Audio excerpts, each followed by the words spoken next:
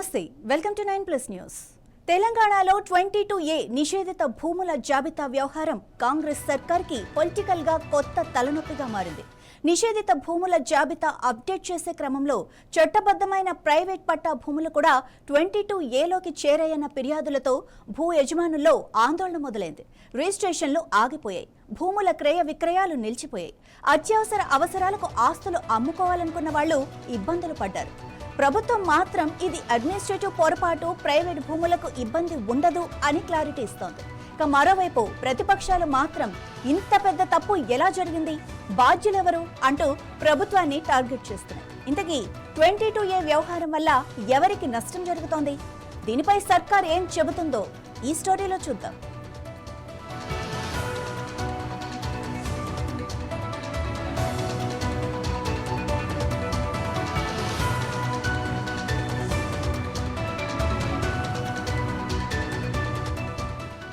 ఇప్పుడు తెలంగాణలో ప్రజలను భయపడుతోంది 22A. ఈ భయంతో అసలు ఏం జరుగుతుందో సామాన్యులకు తెలియటం లేదు. ఏళ్లుగా తన పేరుపై ఉన్న భూమి పట్టా ఉంది, రిజిస్ట్రేషన్ డాక్యుమెంట్లు ఉన్నాయి, కానీ రెవెన్యూ రికార్డులు కూడా ఉండగా అదే భూమిని ఇప్పుడు అమ్ముకోవాలంటే 22Aలో ఉంది, రిజిస్ట్రేషన్ చేయలేం అనే సమాధానం. ఇదే ఇప్పుడు కొందరు భూ యజమానుల ఆవేదన. ముఖ్యంగా హైదరాబాద్ చుట్టుపక్కల అర్బన్ ప్రాంతాల్లో ఈ సమస్యపై ఫిర్యాదులు వెల్లువెత్తాయి. హైదరాబాద్, మేడ్చల్, మల్కాజ్గిరి, రంగారెడ్డి, సంగారెడ్డి ప్రైవేట్ ఆస్తులు కూడా 22A జాబితాలో చేరాయన్న ఫిర్యాదులు ప్రభుత్వానికి చేరాయి.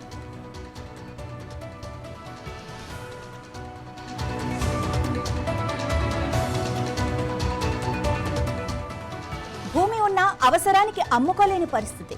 దీంతో ఈ 22A వ్యవహారంలో ముఖ్యమంత్రి రేవంత్ రెడ్డి కూడా రంగంలోకి దిగి ప్రైవేట్ భూములకు ఒక్క అంగుళం కూడా ఇబ్బంది రానివ్వబోమని భరోసా ఇచ్చారు. మరి 22A వివాదం అసలు ఎలా మొదలైంది? ఎన్ని ఫిర్యాదులు వచ్చాయి? ప్రైవేట్ భూములు ఎందుకు బ్లాక్ అయ్యాయి? సర్కార్ ఇప్పుడు ఏం చెప్తోంది?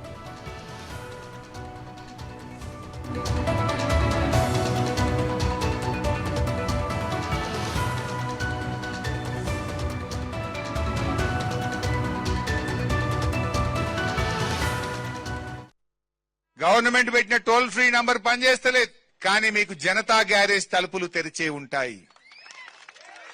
జనతా గ్యారేజ్ అంటే మీకు తెలుసు, తెలంగాణ భవన్ మూసీలో పేదల ఇండ్లు కూలగొడుతుంటే మూసీ ప్రాంత ప్రజలు జనతా గ్యారేజ్ తలుపులు దోసుకొని వచ్చిండ్రు.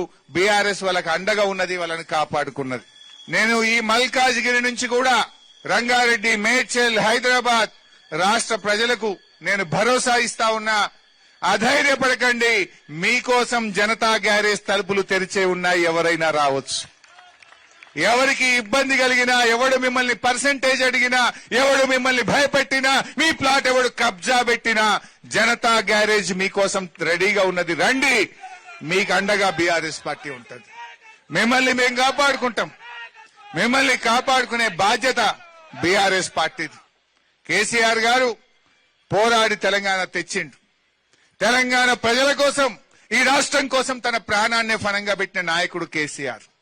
ఈ రాష్ట్ర ప్రజలకు కష్టం వస్తే, ఈ రాష్ట్రంలో అన్యాయం జరిగితే కేసీఆర్ గారి నాయకత్వంలో యావత్ బీఆర్ఎస్ పార్టీ మీకు అండగా ఉంటది. ధైర్యంగా ఉండండి. ఏ ఇబ్బంది వచ్చినా నేరుగా మా జనతా గ్యారేజ్ కు, తెలంగాణ భవన్ కు రండి, మా దృష్టికి తీసుకురండి. మీకు అండగా ఉంటాం, మిమ్మల్ని కాపాడుకుంటాం. జై తెలంగాణ. గవర్నమెంట్ పెట్టిన టోల్ ఫ్రీ నంబర్ పనిచేస్తలేదు. 22Aలో పేరు పడితే అంతే అంటున్నారు. అసలు 22A అంటే ఏంటి? ప్రభుత్వ భూములు, అసైన్డ్ భూములు చట్టపరంగా బదిలీ చేయడానికి వీలు లేని కొన్ని ఆస్తులు, ఇతర నిషేధిత కేటగిరీల భూములు అక్రమంగా చేతులు మారకుండా రిజిస్ట్రేషన్లకు నిరోధించేందుకు ఈ వ్యవస్థను ఉపయోగిస్తారు. అంటే ప్రైవేట్ పట్టా భూములన్నింటినీ బ్లాక్ చేయటం 22A ఉద్దేశం కాదు. కానీ ఇక్కడే అసలు వివాదం వచ్చింది.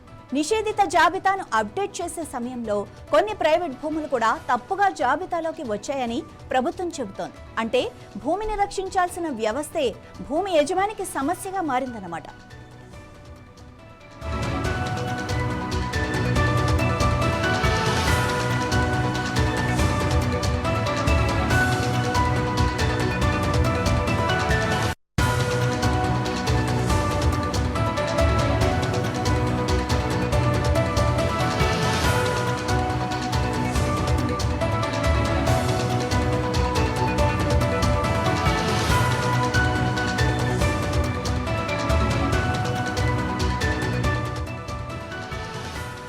వెల్లడించిన లెక్కలు చూస్తే సమస్య తీవ్రత అర్థమవుతోంది. హైదరాబాద్, మేడ్చల్, రంగారెడ్డి, సంగారెడ్డి జిల్లాల నుంచి ప్రైవేట్ భూములు 22A చేరాయంటూ 750 దరఖాస్తులు వచ్చినట్లు మంత్రి పొంగులేటి శ్రీనివాసరెడ్డి వెల్లడించారు. అందులో ఒక్క మేడ్చల్, మల్కాజ్గిరి జిల్లాలోనే 511 దరఖాస్తులు వచ్చాయి. వాటిలో 320 దరఖాస్తులు యూఎల్సీకి సంబంధించినవని ప్రభుత్వం తెలిపింది. అయితే ప్రభుత్వం చెబుతున్న కీలక వివరణ ఇది ప్రైవేట్ ఆస్తులను కావాలనే బ్లాక్ చేసిన చర్య కాదని, పాత రికార్డులు, యూఎల్సీ వివరాలు, నిషేధిత జాబితా అప్డేట్ సమయంలో జరిగిన పరిపాలనా తప్పిదమే కారణమని అంటున్నారు.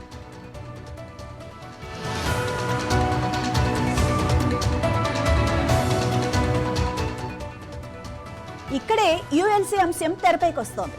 గతంలో అర్బన్ ల్యాండ్ సీలింగ్ పరిధిలో ఉన్న కొన్ని భూములకు సంబంధించిన పాత రికార్డులు, తరువాత కాలంలో మారిన యాజమాన్య వివరాలు, ప్రస్తుతం ఉన్న రెవెన్యూ రికార్డులు, వీటన్నింటినీ సరైన విధంగా క్రాస్ చెక్ చేయాల్సిన అవసరం ఉంది. కానీ డేటా అప్డేట్లో జరిగిన పొరపాటుతో కొన్ని ప్రైవేట్ ఆస్తులు కూడా 22A జాబితాలోకి వచ్చాయన్నది ప్రభుత్వ వివరణ. ఇప్పుడు సబ్ రిజిస్ట్రార్ వారీగా వివరాలు సేకరిస్తున్నారు. జిల్లాల వారీగా రికార్డులను పరిశీలిస్తున్నారు.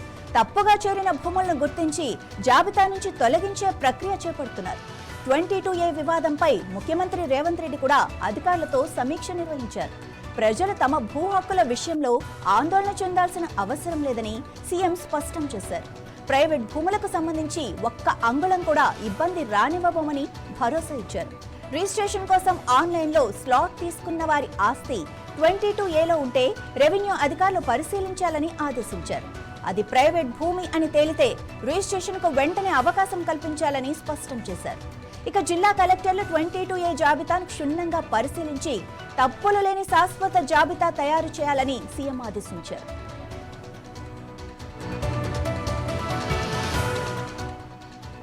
ఇక 22A వివాదం పేరుతో దళారులు, మధ్యవర్తులు రంగంలోకి దిగే అవకాశం ఉందన్న ఆందోళన కూడా ప్రభుత్వంలో ఉంది. అందుకే మధ్యవర్తులను ఆశ్రయించవద్దు, ఊహాగానాలు, కట్టుకథలను నమ్మవద్దు అని సీఎం రేవంత్ రెడ్డి ప్రజలకు సూచించారు. అంటే 22Aలో పేరు పడిందని భయపడి ఎవరైనా డబ్బులు అడిగితే ప్రభుత్వ అధికారిక ప్రక్రియ ద్వారానే పరిష్కారం పొందాలని ప్రజలకు ప్రభుత్వం సూచిస్తోంది. 22Aలో పేరు ఉందంటే భూమి పోయిందని కాదు, ఆ భూమి నిజంగా నిషేధిత కేటగిరీలో ఉందా లేక పొరపాటున జాబితాలోకి వచ్చిందా అన్నది రికార్డుల పరిశీలనతో తేలాలి. నాట్ ఓన్లీ ఒక భూదానే, దేవాదాయ భూమికి సంబంధించిన దాంట్లో, ఫారెస్ట్ కి సంబంధించిన దాంట్లో గతంలో అప్పుడు లేనిది ఇప్పుడు ఎందుకు వచ్చింది అనే సమస్య ప్రజల్లో ఒక మాట వాస్తవం.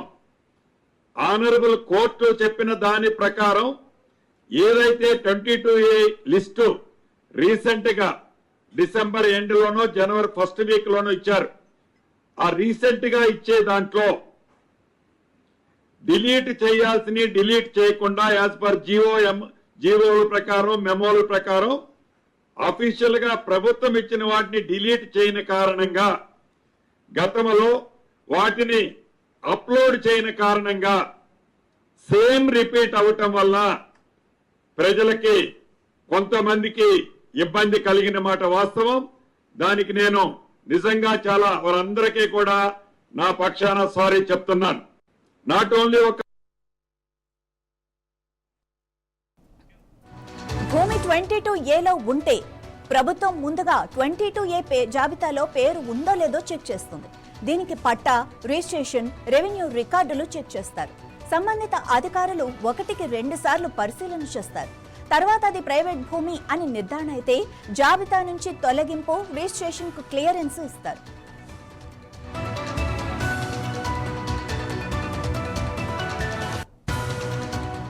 ఇక ఇదే వ్యవహారంలో మంత్రి కోమటిరెడ్డి వెంకటరెడ్డి చేసిన వ్యాఖ్యలు కూడా సంచలనంగా మారాయి. తమకు సమాచారం లేకుండానే 22A విషయంలో కొందరు అధికారులు నిర్ణయాలు తీసుకున్నారని ఆయన అన్నారు. అసలు ఈ నిర్ణయం ఎవరి స్థాయిలో జరిగింది, ఎవరి ఆదేశాలతో జరిగింది అన్నదానిపై ఆరా తీస్తున్నామని చెప్పారు. ప్రభుత్వానికి తెలియకుండా అధికారులు ఇష్టారాజ్యంగా వ్యవహరిస్తే సహించేది లేదని హెచ్చరించానని కోమటిరెడ్డి తెలిపారు. అంటే ఒకవైపు ప్రభుత్వం తప్పిదం జరిగింది, సరిచేస్తాం అంటుంటే మరోవైపు ప్రభుత్వంలోని కీలక మంత్రి అసలిది ఎలా జరిగింది, బాధ్యులెవరు అంటూ అధికారులపై మండిపడుతున్నారు.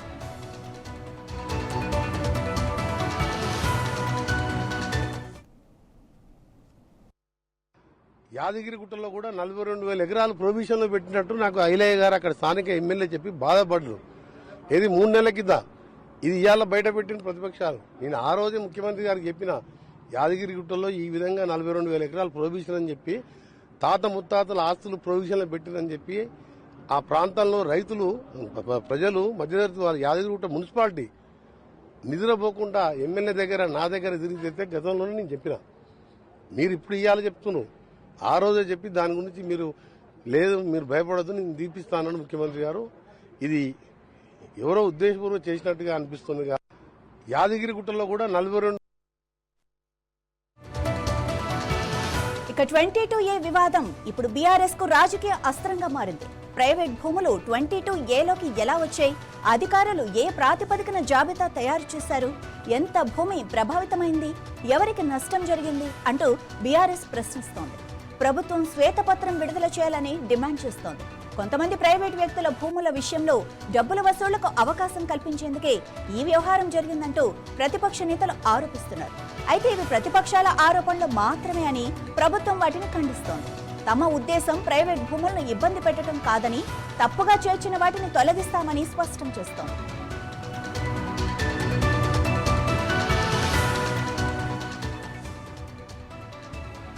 ఇక్కడ కాంగ్రెస్ ప్రభుత్వానికి 2 బాధ్యతలున్నాయి. ఒకటి, ప్రభుత్వ భూములు, అసైన్డ్ భూములు, చెరువులు, వాగులు, ఇతర నిషేధిత ఆస్తులు అక్రమంగా చేతులు మారకుండా చూడటం.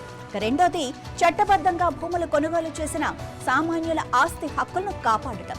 ఈ రెండిటి మధ్య చిన్న తప్పిదం జరిగినా దాని ప్రభావం తీవ్ర పరిణామాలకు దారితీయవచ్చు. 22A ఇప్పుడు కేవలం రెవెన్యూ వ్యవహారం కాదు, కాంగ్రెస్ ప్రభుత్వానికి పొలిటికల్ టెస్ట్ గా మారింది. ఎందుకంటే ప్రభుత్వం పొరపాటు జరిగిందని చెబుతోంది.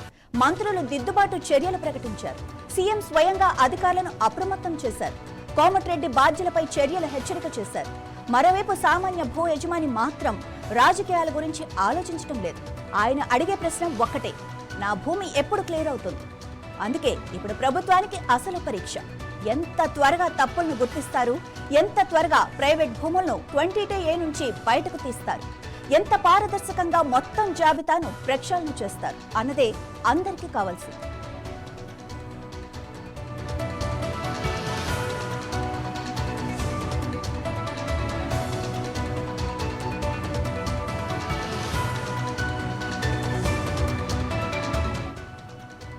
"22A వ్యవస్థ అవసరమే. ప్రభుత్వ భూములు, అసైన్డ్ భూములు, చెరువులు, వాగులు, నిషేధిత ఆస్తులు అక్రమంగా చేతులు మారకుండా కాపాడాల్సిందే. కానీ అక్రమాన్ని అడ్డుకునే క్రమంలో చట్టబద్ధమైన ఆస్తిని ఆపకూడదు.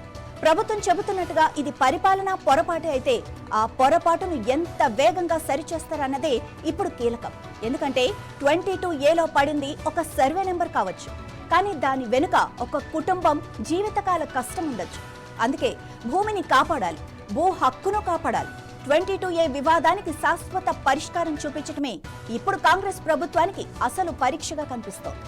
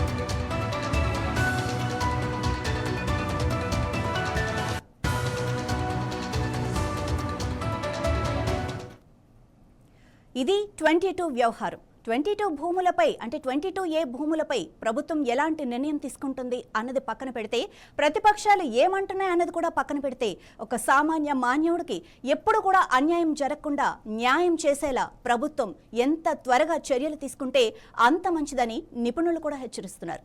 మరి ప్రభుత్వం ఎలాంటి చర్యలు తీసుకుంటుంది, సామాన్య మానవుడి హక్కును ఎలా కాపాడుతుందన్నదే ఇక్కడ పెద్ద ప్రశ్న. ఇది ఈరోజు అప్డేట్స్. మరిన్ని అప్డేట్స్తో మళ్ళీ కలుద్దాం. అంతవరకు చూస్తూనే ఉండండి 9+ న్యూస్.